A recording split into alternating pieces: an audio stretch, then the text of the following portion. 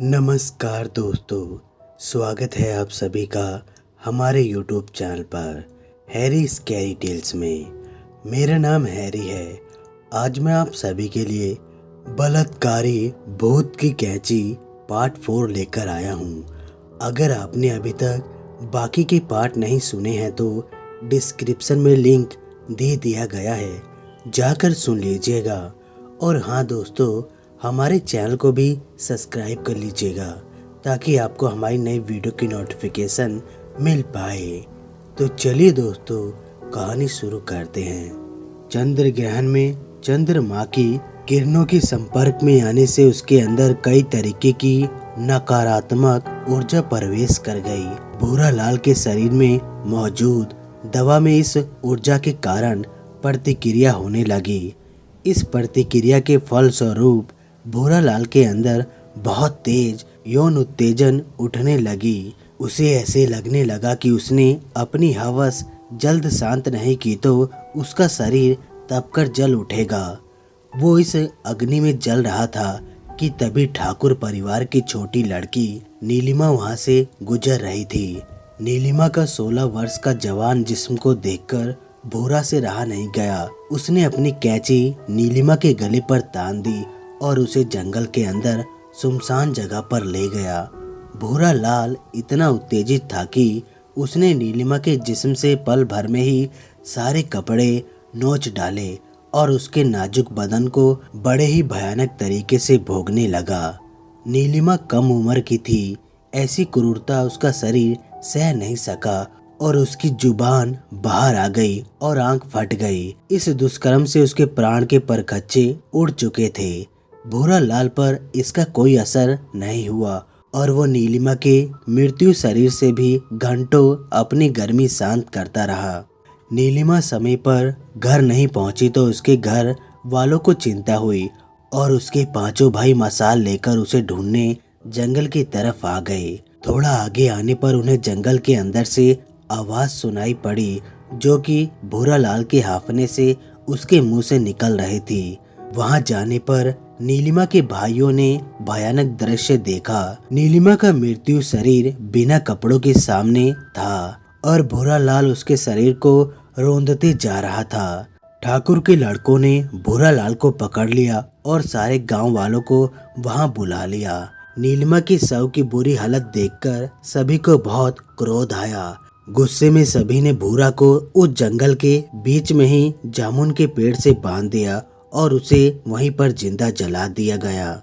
इस घटना के बाद भेद खुलने के डर से डॉक्टर डैंग का ग्रुप हॉस्टल छोड़कर वापस लौट गया, पर भूरा लाल के पिताजी को अपने इकलौते बेटे की मौत ने क्रोधित कर दिया था। भूरा लाल की मौत के कुछ दिन बाद उसके पिताजी एक रात उसी जामुन के पेड़ के पास पहुंचे जहां पर भूरा लाल जलाया गया था। वहां भूरा लाल की जली हुई अस्थियां मौजूद थी और साथ ही पड़ी हुई थी उसकी पुश्तैनी कैंची जो चांदनी रात में चमक रही थी। भूरे के पिता ने कुछ मंत्र पढ़े और साधना के बल पर हासिल की हुई अपनी सारी काली शक्तियां उस कैंची में सम्माहित कर दी। फिर उन्होंने तंत्र विद्या के द्वारा भूरा लाल की आत्मा का आवाहन किया और उसकी आत्मा को भी कैंची में मौजूद अपनी सारी शक्तियां का स्वामी बना दिया। ये सारी क्रिया करने के बाद भूरा लाल के पिताजी ने उसकी आत्मा से अपनी मौत का बदला लेने का आदेश दिया और खुद की जीवन लीला समाप्त कर ली। मुस्कान ये कहानी सुनकर भौचुक रह गई। उसे इस तरह शांत देख दिव्या ने कहा, तुम सही सोच रही हो, भूरा लाल ही वही हफ्सी कैंची वाला शैतान है। यौन उत्तेजित हालत और नाखुश कामना में मरने के कारण उसकी आत्मा अभी ऐसे ही कामग्रस्त है। इसलिए आज भी वो पहले लड़कियों के साथ घिनौनी तरह से अपनी काम वासना शांत करता है और फिर उन्हें मौत के घाट उतार देता है। खदान और हर्ष का रहस्यमयी ढंग से गायब होने के पीछे उस शैतान की तांत्रिक शक्तियों का प्रभाव है। अपनी तांत्रिक शक्तियों से उसने गांव वालों को भी वश में कर रखा है। इसलिए कोई भी तुम्हें खदान का सच नहीं बता रहा था। मेरे पिता की मौत के बाद मदन लाल ने खदान पर अपना हक कायम किया और मुझे विरासत में केवल ये कॉलेज और हॉस्टल का अधिकार मिला। खदान का रहस्य छुपाने के लिए किशोरी लाल भी किसी के सामने इस गांव का रहस्य खुलने नहीं देता। ये सब सुनकर मुस्कान बोली, इस भयानक शैतान को हराने का कोई तो तरीका होगा। उस कंगन के बारे में तो बताओ जिसकी शक्तियों ने पिछली बार हर्ष की जान बचाने में मेरी सहायता की थी। ये सुनकर दिव्या बोली, उस शैतान की आत्मा को कैंची की शक्तियां मिलने के बाद उसने सबसे पहले बदले की भावनाओं से उस ठाकुर खानदान के ही दूसरी बच्चियों को अपनी हवस का शिकार बनाया। उसके घर की बेटियां रात में अचानक गायब हो जाती और सुबह उनका मृत्यु शरीर नग्न अवस्था में मिलता, जिसके पेट में छेद होते जो कैंची के आर पार जाने के कारण थे। ठाकुर लोगों ने अपने घर की बाकी बेटियों की इज्जत की रक्षा के लिए हिमाचल में तपस्या करने वाले एक महात्मा संत बाबा परमानंद से संपर्क किया। बाबा परमानंद एक त्रिकाल दृश्य संत थे।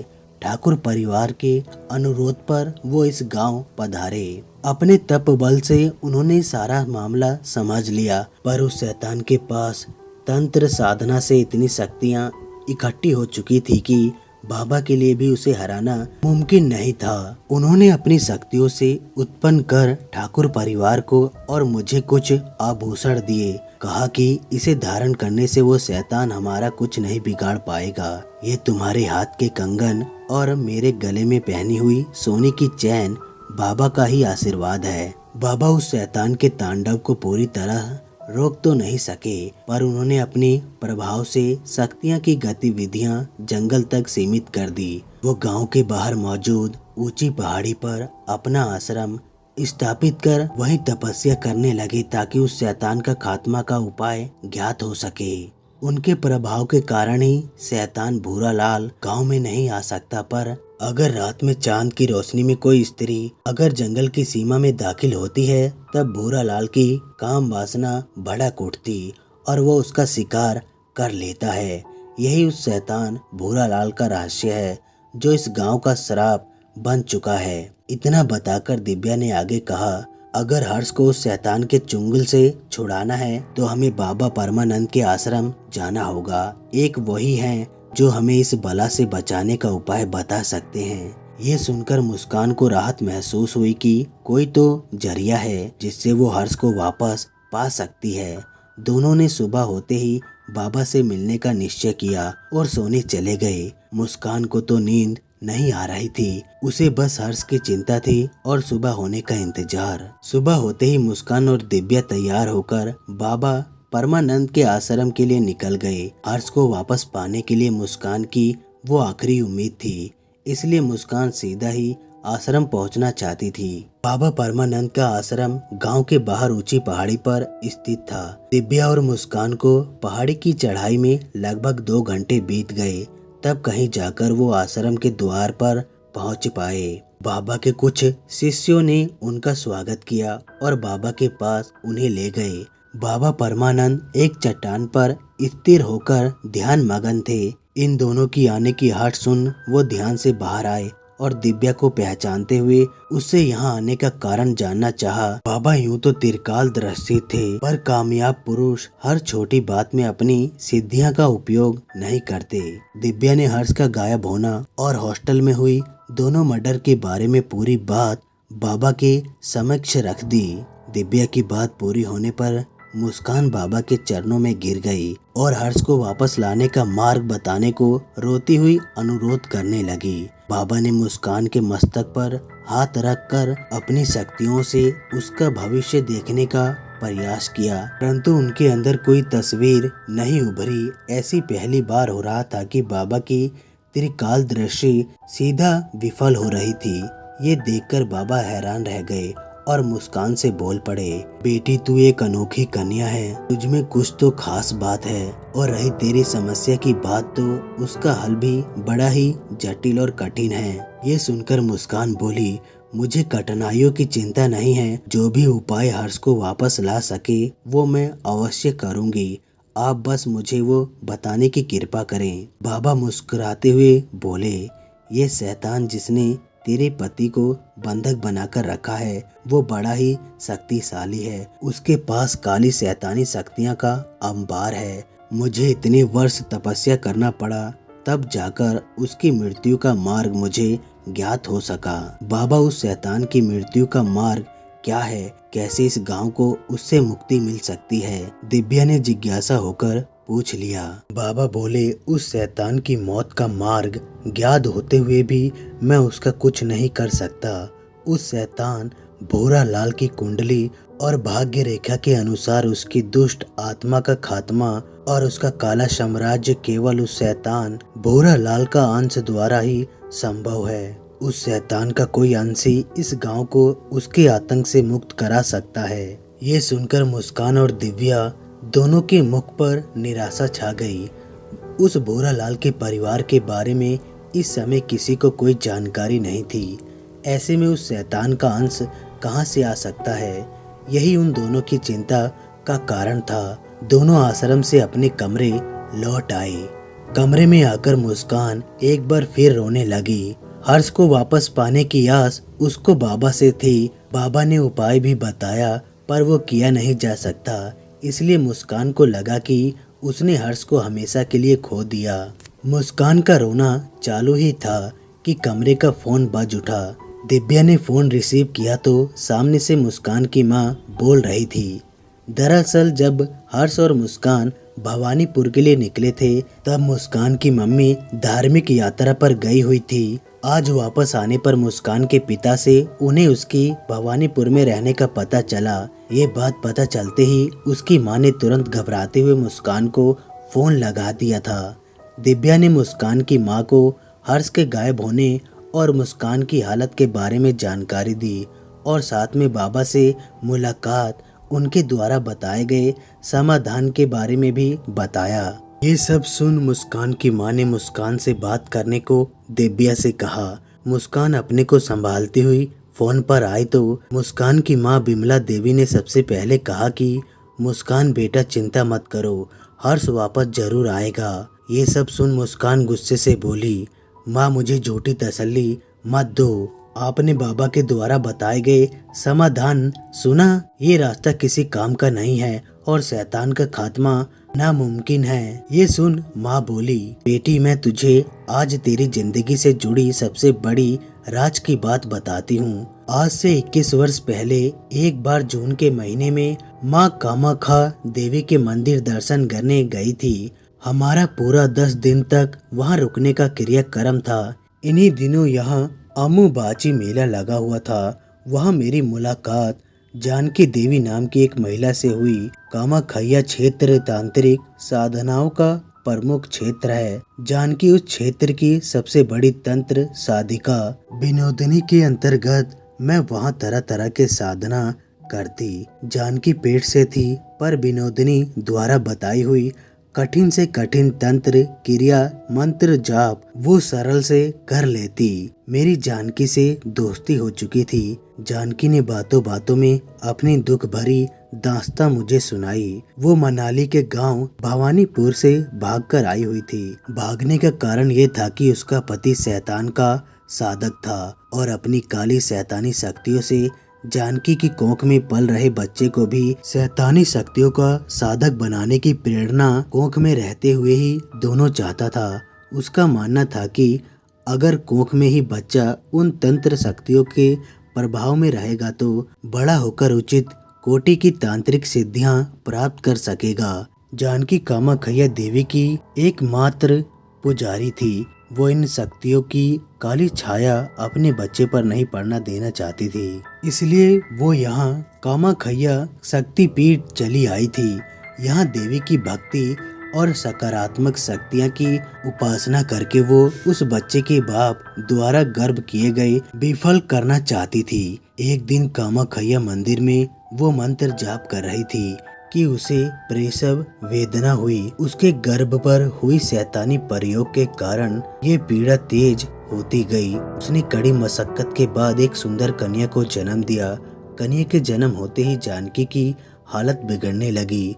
उसे ज्ञात हुआ कि उसका अंत निकट है। उसने मुझे अपने पास बुलाया और अपने नवजात कन्या को मेरी गोद में थमा दिया। उसके पालन पोषण की जिम्मेवारी मुझे सौंपकर जानकी परलोक सिधार गई। मैंने उस बच्ची को अपना तो लिया, पर उस पर काली शक्तियों का बुरा प्रभाव ना पड़े ये चिंता मुझे थी। मैंने विनोदिनी के सामने ये चिंता जाहिर की तो विनोदिनी ने कहा, इस कन्या पर देवी की कृपा दृष्टि है। इसका जन्म कामाख्या शक्तिपीठ में होने के चलते इसके ऊपर की सारी बाधा दूर हो गई। इसकी माँ ने इसके गर्भ में रहते हुए अनेक देवी का साधना की थी। उन साधनाओं की सिद्धि विरासत के रूप में इस कन्या को मिलेगी। इस कन्या का जन्म खास मकसद के लिए हुआ है।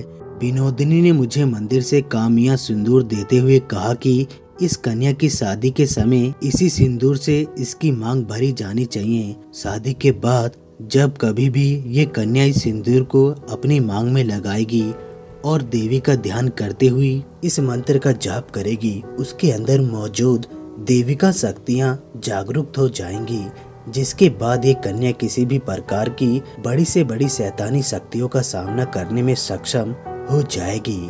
कोई भी शैतान साधक इसके सामने नहीं टिक पाएगा। विनोदिनी ने अपने आशीर्वाद स्वरूप इस कन्या का नाम दिया मुस्कान और मुझे आदेश दिया कि इस लड़की की शादी इसके ही नाम के समार्थी नाम के लड़के के साथ इसका विवाह संपन्न करवाना। ये सब सुनकर मुस्कान अचंभित रह गई और अपनी माँ से फोन पर बोली, ये क्या बोल रही हो माँ? इसका मतलब मैं आपकी सगी बेटी नहीं हूँ?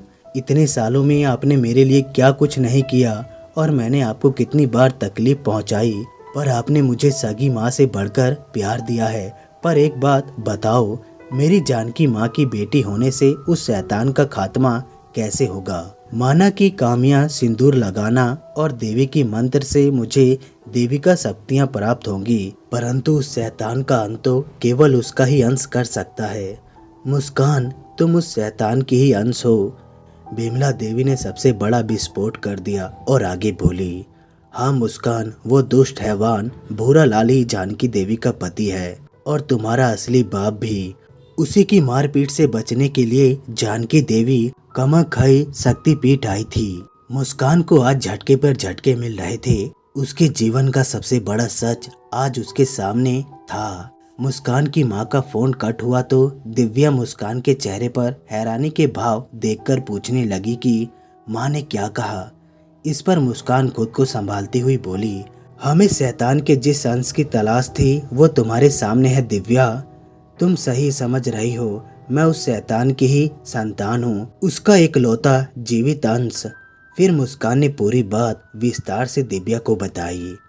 दिव्या ने मुस्कान से कहा, तो क्या हुआ कि वो तुम्हारे बाप हैं, तुम्हें ही उसका अंत करना होगा, क्योंकि एक तुम ही हो जो उसकी शक्ति का मुकाबला कर सकती हो। जिसने न जाने कितने घरों की बेटियों की इज्जत से खिलवाड़ किया, उसका अंत उसके ही सगी बेटी के हाथों हो, इससे अच्छी क्या बात हो सकती है। कुदरत ने शायद उसके लिए यही सजा मुमकिन की है। मुस्कान, अब ये प्यारी गुड़िया बनना रहना छोड़ो, अपने शैतान बाप का सामना करने के लिए खुद को मजबूत बनाओ, क्योंकि अब तुम अपार देविका शक्तियों की स्वामी बनने वाली हो। अपने कलेजे को मजबूत करोगी तभी हम तुम्हारे हर्ष को उस शैतान के चंगुल से छुड़ा सकते हैं। मुस्कान और दिव्या आज सुबह से ही अपनी तैयारी में लग गई। उन्हें आज एक खौफनाक शैतान का सामना करना था। दिव्या ने सुबह बाबा परमानंद के पास जाकर उन्हें सारी बात बता दी थी। बाबा परमानंद ने दिव्या को आज रात ही किसी तरह उस शैतान का खात्मा करने को कहा, क्योंकि आज अमावस्या की रात थी। अमावस्या की रात काली शक्तियाँ प्रबल होती हैं और ऐसे में उस रात कई तरह की साधना इन शक्तियों के अवधारक करती हैं। बाबा ने अपनी दिव्य दृष्टि से जान लिया था कि आज भूरा लाल भी शैतान के सामने उच्च कोटि की साधना करने जा रहा है। इस साधना के अंत में वो शैतान के सामने हर्ष की बलि देगा। शैतान को बलि अर्पण होते ही भूरा लाल की आत्मा को और बेहिसाब शक्ति प्राप्त हो जाएंगी। फिर उसका अंश यानी मुस्कान भी उसका अंत न कर सकेगी। हर्ष और गांव वाले के जीवन को बचाने का एक ही उपाय था कि मुस्कान अपने शैतान बाप को उसकी आज की साधना करने से पहले ही अपनी दिव्य शक्तियों से खत्म कर दे। बाबा परमानंद ने आश्वासन दिया कि वो माँ कामाख्या का हवन प्रारंभ कर रहा है और उसकी शक्तियाँ भी मुस्कान की सहायता करेंगी उस शैतान से भिड़ने में। बाबा की शक्तियों का सहयोग और माता रानी के आशीर्वाद से इस मुसीबत का अंत जरूर होगा।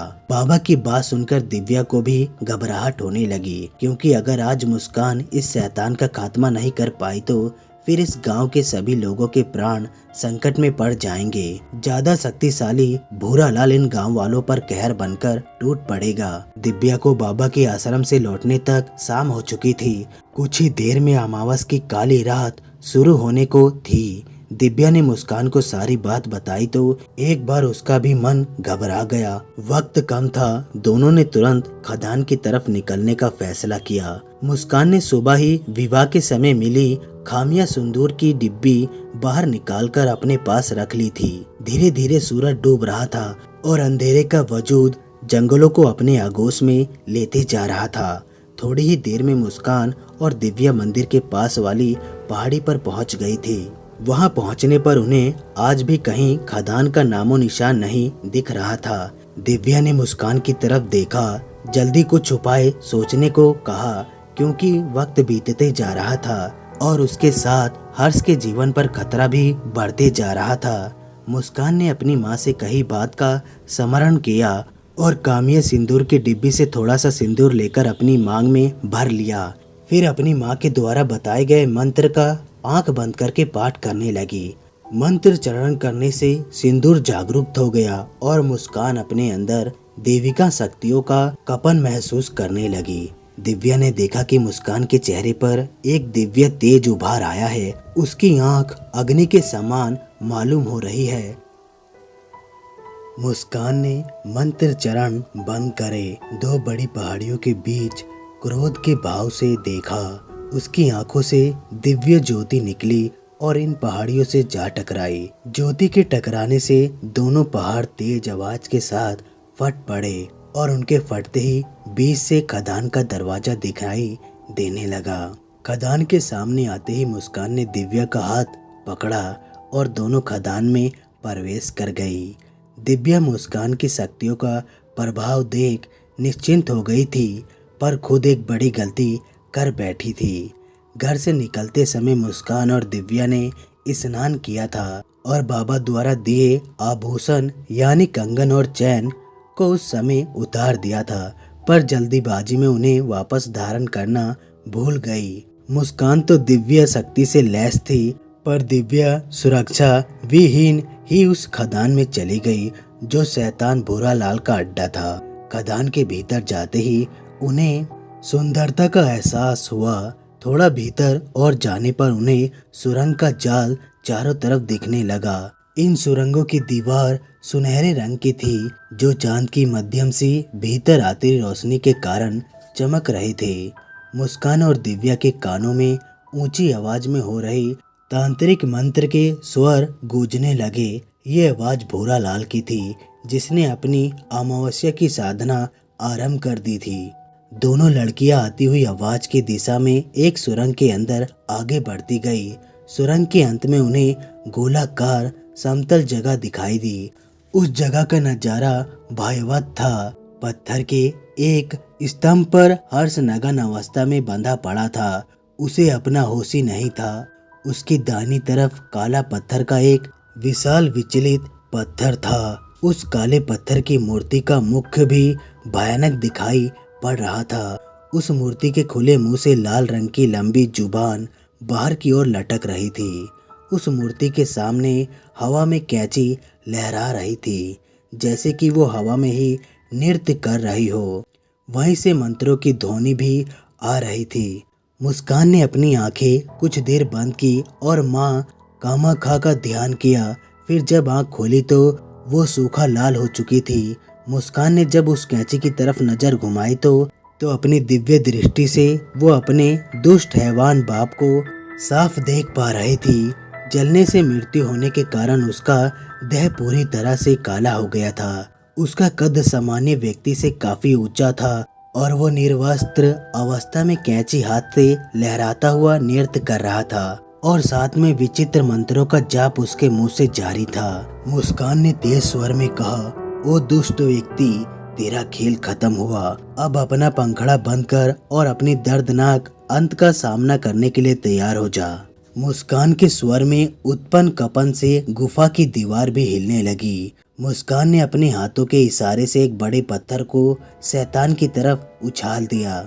भूरा लाल मुस्कान को देखकर अचंभित था कि ये लड़की उसको देख सकने में कैसे सक्षम है, पर उस पर आता हुआ पत्थर को देख वो सतर्क हुआ और अपनी कैंची की ऊर्जा की एक किरण उत्पन्न की जो कि उस पत्थर से जा टकराई और उसे नष्ट कर दिया। ये देख भूरा लाल जोर से आहट करता हुआ बोला, लड़की, तुझको शक्ति कहाँ से प्राप्त हुई ये तो मैं नहीं जानता, पर तू मेरी शैतानी ताकत के सामने नहीं टिक पाएगी। बेहतर होगा कि तू यहाँ से चली जा और अपने साथ आई इस कली को मेरे लिए छोड़ दे, तो फिर मैं तुझे क्षमा कर दूंगा। मुस्कान अपने शैतान बाप के मुंह से दिव्या के लिए बुरी बात को सुनकर अधिक क्रोध में आ गई। फिर मुस्कान की देविका शक्तियाँ और भूरा लाल की काली शक्तियों के बीच भीषण संग्राम आरंभ हो गया। दोनों एक दूसरे पर एक से बढ़कर एक प्रहार कर रहे थे, पर एक दूसरे को हानि पहुंचाने में असफल हो रहे थे। सारे वार विफल होते देख भूरा लाल को एक शैतानी युक्ति सूझी। उसने मुस्कान पर वार न करके दिव्या की तरफ वार किया। मुस्कान का ध्यान उधर की ओर हुआ और वो अपनी शक्तियों से दिव्या को बचाने में लग गई। मुस्कान का ध्यान उससे हटते ही भूरा लाल ने मुस्कान पर तेज शक्ति कैंची से उत्पन्न कर छोड़ी। मुस्कान को संभलने का मौका नहीं मिला और वो उस वार के चपेट में आ गई। शक्ति के प्रभाव ने उसे बेहोश कर दिया। भूरा लाल अपने इस षड्यंत्र पर प्रसन्न हुआ और दिव्या की ओर बढ़ने लगा। दिव्या भूरा लाल को नहीं देख सकती थी, उसे बस कैंची अपनी ओर आती दिखी। वो समझ रही थी कि भूरा लाल उसको हानि नहीं पहुंचा पाएगा, पर जब उसने अपने गले में हाथ डाला, बाबा की चैन को कैंची के सामने करना चाहा, तब उसे अपनी भूल का एहसास हुआ, क्योंकि बाबा की दी हुई चैन तो गले में थी ही नहीं। दिव्या डरी हुई कभी अपनी ओर आती कैंची, कभी बेहोश पड़ी मुस्कान की ओर देखने लगी। कैंची के नजदीक आते ही दिव्या को अपने शरीर पर स्पर्श महसूस हुआ। अगले ही पल झटके से वो जमीन पर गिर पड़ी। उसके हाथ और पैर पर उसे किसी चीज का पकड़ महसूस हो रही थी। दिव्या अब हिल भी नहीं पा रही थी और तभी कैंची ने उसके कपड़े को काटना शुरू कर दिया। दिव्या आंखों में आंसू लिए अपनी भूल पर पछताने लगी। कुछ ही देर में उसके सारे कपड़े बदन से अलग हो गए। दिव्या को लगा आज उसकी इज्जत इस शैतान द्वारा नीलाम हो जाएगी। एक अंतिम आस के साथ दिव्या ने अपनी आंख बंद की और बाबा परमानंद का स्मरण किया। कुछ ही क्षण में एक दिव्य प्रकाश गुफा में प्रवेश कर गया और मुस्कान के बेहोश देह पर पड़ा। बेहोश पड़ी मुस्कान उठ खड़ी हुई और उसकी नजर नीचे पड़ी दिव्या पे पड़ी। उसने देखा कि भूरा लाल वासना से वशीभूत दिव्या के नगन शरीर पर झुके जा रहा है और उसकी कैंची नीचे जमीन पर पड़ी हुई है। इससे पहले कि वो शैतान दिव्या के जिस्म को स्पर्श कर पाता, मुस्कान फुर्ती से उस ओर बढ़ी और नीचे पड़ी कैंची को अपने हाथों में उठा लिया। काम वासना से ग्रस्त शैतान भूरा लाल को संभलने का मौका मिलता, तब तक मुस्कान ने जगत जननी माँ खामखा देवी मंत्र का जाप करते हुए शैतानी कैंची को अपने हैवान बाप के जिस्म में उतार दिया। कैंची के प्रहार होते ही उससे तेज आवाज के साथ बिजली कड़की और भूरा लाल की सारी शैतानी शक्तियों का नाश हो गया। ये वार होते ही गुफा में मौजूद शैतान की मूर्ति भी तहस नहस हो चुकी थी। भूरा लाल अपना अंत निकट देख बोला, मेरा अंत करने वाली दिव्य कन्या तुम कौन हो? क्योंकि मेरा अंत तो केवल मेरे ही अंश कर सकता है, पर मैं तो तुम्हें जानता तक नहीं। ये सुनकर अपने कपड़े ठीक कर रही दिव्या बोली, अरे पापी आत्मा, एक ना एक दिन हर बुराई का अंत होता है। तू दूसरे की बेटियों को हवस का शिकार बनाता रहा, पर आज तेरी मृत्यु का कारण तेरी पत्नी जानकी के कोख से जन्म लेने वाली तेरी ही बेटी मुस्कान बन गई। ये सुनकर हैरान भूरा लाल बोला, देविका शक्तियों से मेरी ही बेटी ने मेरा अंत तो कर दिया, पर ये जो आज की साधना भंग हुई है, उस कारण काली शक्तियाँ और शैतान इस गांव से रूठ चुका है। मेरे वजूद तो खत्म हो गया, पर इस गांव पर शैतान का कहर बरसेगा और यहाँ कोई खुशी नहीं रह सकेगा। इतना कहकर उस दुष्ट की आत्मा आसमान में लुप्त हो गई। आगे नरकीय यातना झेलने के लिए उस पर हुए वार के प्रभाव से खदान का सारा सोने का भंडार भी लुप्त हो गया। भूरा लाल रूपी हैवान में काम की प्रबलता थी। उसके अंदर बदले की भावना के कारण गांव वालों पर क्रोध भी था और लाभ के कारण ही उसने डॉक्टर डैंग के पीछे लगकर अपना जीवन बर्बाद किया था।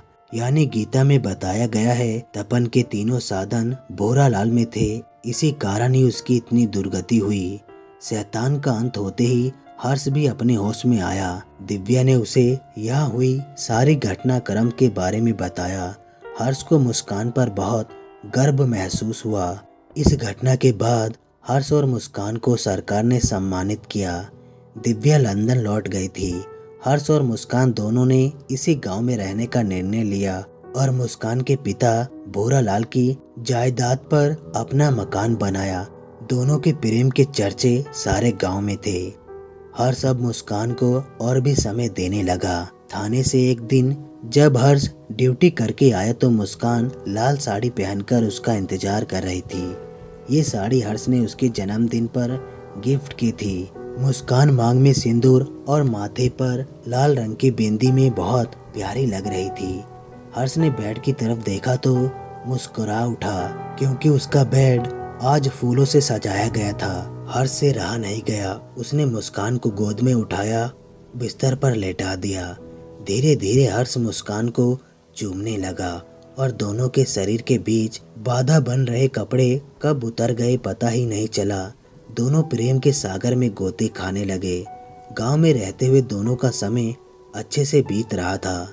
ऐसे प्रेम भरे लम्हे दोनों के बीच कई बार आए। एक तरफ हर्ष और मुस्कान का प्रेम परवाना चढ़ रहा था, वहीं दूसरी तरफ गांव एक नई मुसीबत से गिरते जा रहा था। जब से शैतान भूरा लाल का अंत हुआ था, उसके द्वारा कही गई बात सच साबित हो रही थी। शैतान के क्रोध और शराब के कारण गांव में पिछले 2 वर्ष से बारिश ने गांव से मुंह मोड़ लिया था। गांव भयंकर सूखे से ग्रस्त था और लोगों को खाने की कमी होने लगी थी। गांव की प्राकृतिक सुंदरता भी धीरे धीरे गायब होने लगी थी। यहाँ हर्ष के बेहिसाब प्रेम की बारिश में भीगती मुस्कान के जीवन में हरियाली छा गई थी।